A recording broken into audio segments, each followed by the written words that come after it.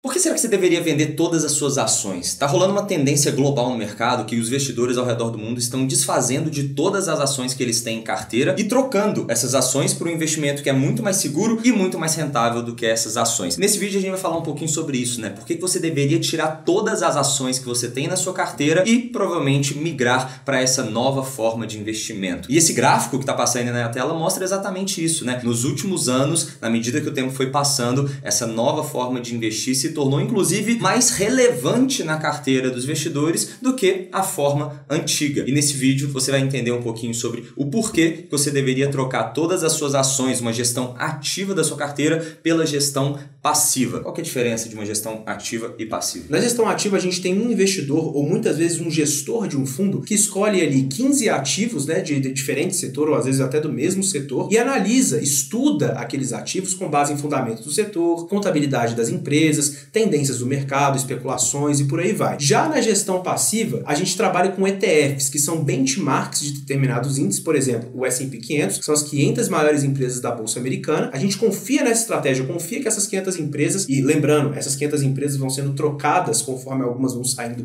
desse índice, então é uma estratégia pensada, uma estratégia bem arquitetada ali, e confia nesse processo ao longo do tempo. E essa questão de investir no ETF veio crescendo muito justamente por essa ideia de que quando você investe na Bolsa de Valores, o seu grande objetivo é tentar superar os benchmarks, né? Então, se você está investindo na Bolsa aqui no Brasil, você quer superar o Ibovespa. Quer investir na Bolsa Americana, você tem o objetivo de superar o S&P 500. Só que, na grande maioria das vezes, se a gente pega os estudos sobre os investidores, sobre os gestores profissionais, por exemplo, esse estudo da Espiva mostra que 91% dos gestores de fundos de ação não superam os determinados benchmarks. Na média ali, né, de cada um dos benchmarks, mas na média 90% não supera. Então, assim, o cara tem uma gestora que o trabalho dele é escolher as ações que ele vai colocar na carteira. De todo o universo, por exemplo, do Ibovespa, o cara vai lá e escolhe 15 ações para ele colocar na carteira com base em todo o estudo. Então, lá dentro da gestora tem um analista que analisa apenas setor bancário. Tem um analista de commodities, tem um analista do setor imobiliário. E aí eles fazem a análise da ação, passam para o gestor, olha, essa aqui faz sentido comprar, essa aqui não. E com base na estratégia, não apenas do que faz sentido comprar e vender, o gestor define quantos por cento da carteira do fundo ele vai colocar em cada uma daquelas ações. Só que na grande maioria das vezes, 91% dos gestores aqui no Brasil, historicamente, não superam o benchmark. Seja superar o Ibovespa, seja lá nos Estados Unidos superar o S&P 500, e em outras classes de ativos também, crédito privado, debêntures e por aí vai. Então, assim,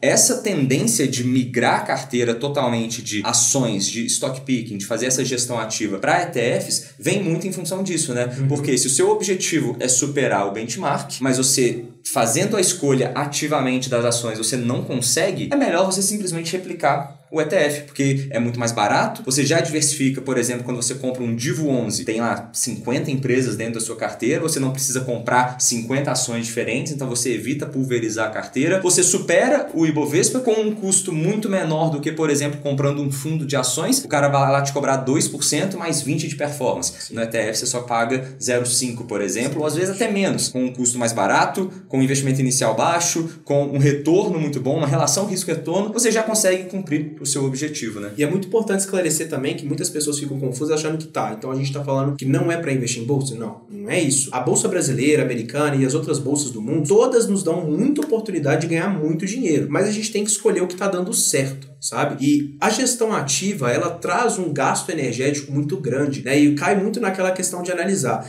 A gente conhece pessoas que trabalham no mercado, que analisam empresas específicas, ou até às vezes o caso do gestor, né, que analisa um grupo, uma cesta de ativos ali, e eles mesmos, com uma equipe de análise de risco e outros especialistas em investimentos, não têm certeza sobre aquela ação. Aí muitas vezes o investidor iniciante acha que por ele entrar ali num site de análise de números de ativos, ele vai conseguir decifrar o mercado, né? Uma vibe meio lobo de Wall Street, né? E muito isso por causa do efeito Dunning-Kruger, que é esse gráfico que está aí na tela, que está mostrando que muitas vezes você aprende um pouco sobre um determinado assunto e entra no que a gente chama de pico da estupidez. Pode parecer ofensivo, mas não é. É porque a gente fica achando que a gente está num pico de conhecimento muito alto, quando na verdade existe um mar muito profundo de conhecimento para se aprender. E muitas vezes as pessoas mais especialistas são as que têm mais incertezas sobre o mercado. O próprio Stuberger fala muito isso, né? Sim. O cara formou lá nos Estados Unidos, uma das principais faculdades do mundo, foi historicamente aqui no Brasil um dos maiores gestores multimercados, e ele fala que todo dia ele aprende alguma coisa nova e ele tá sempre aprendendo, e não é você que viu 3 vídeos no YouTube que vai falar que sabe tudo e tem alguma convicção sobre algum determinado investimento? Não, pelo contrário. Então, muitas vezes, é o que eu sempre falo também, né?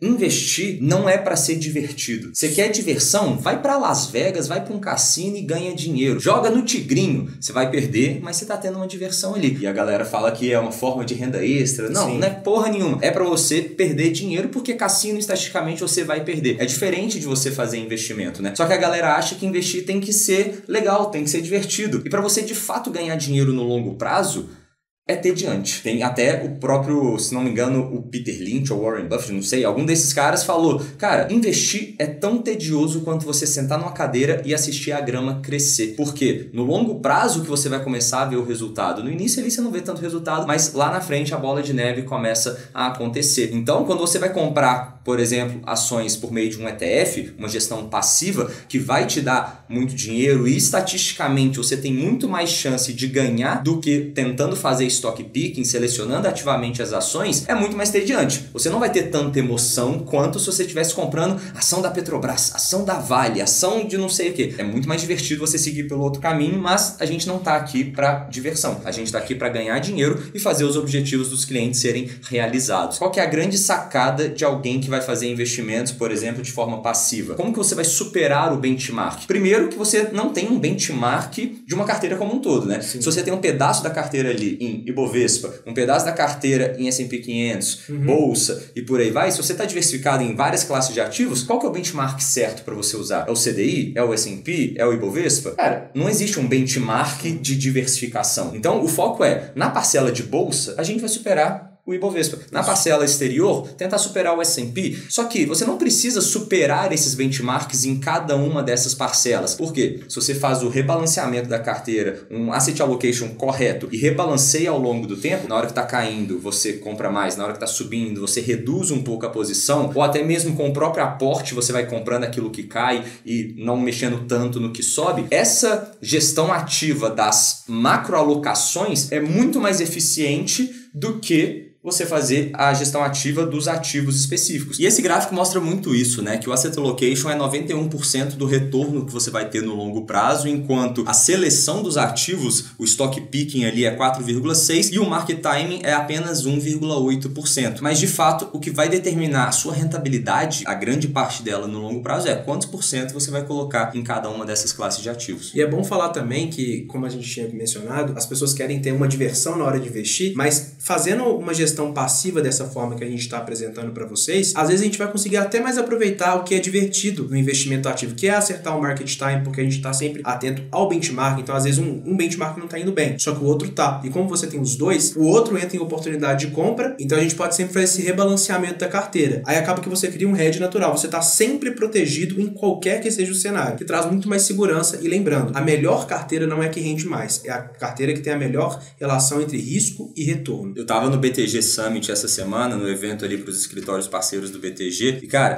teve uma das palestras, eu não lembro quem que falou isso, mas falou o seguinte: se em qualquer momento do ano, qualquer mês, qualquer ano específico, se sua carteira está toda subindo, você está investindo errado. Sempre você tem que ter alguma coisa que está caindo. Sim. Por quê? Por conta da correlação negativa entre os ativos, né? Quando a bolsa brasileira cai, o dólar sobe. Sim. Então, você precisa ter os dois como forma de hedge natural mesmo, igual você comentou, para você ter essa correlação negativa, reduzir a volatilidade da carteira e fazer ela cair menos no curto prazo. E essa queda menor se resulta em mais rentabilidade no longo prazo. Então, necessariamente, nunca a sua carteira vai estar toda positiva ou toda negativa. E esse é o trabalho, inclusive, de um consultor, né? Saber quantos por cento deve colocar em cada uma dessas classes de ativos de acordo com o perfil do investidor. Porque se você, igual eu comentei, está sempre com a carteira ou subindo ou caindo, alguma coisa está fazendo errado, está investindo errado. E se você quer investir dessa forma, uma carteira personalizada para você, a Stocks está aqui para isso, tá? A gente pode marcar uma reunião sem compromisso para apresentar a empresa, apresentar mais dessa nossa metodologia e provar que a gente realmente consegue essa melhor relação entre risco e retorno, só preenchendo o formulário que está aqui na descrição. A gente então nessa reunião vai analisar sua carteira, seus objetivos, entender seu momento de vida, onde você quer chegar e ver se a sua carteira atual está adequada a esses objetivos para a gente reajustar. E se você gostar, a gente segue essa parceria de consultoria, a gente assina um contrato ali, mas tudo isso a gente explica nessa primeira reunião sem compromisso nenhum, beleza? Então preenche o formulário aqui na descrição para a gente entrar em contato, ou eu, ou o Leon, ou alguém aqui da nossa equipe vai entrar em contato com você para agendar essa reunião e te explicar todos esses detalhes e entender também como que a gente pode te ajudar, beleza? Tamo junto e até a próxima. Valeu, galera!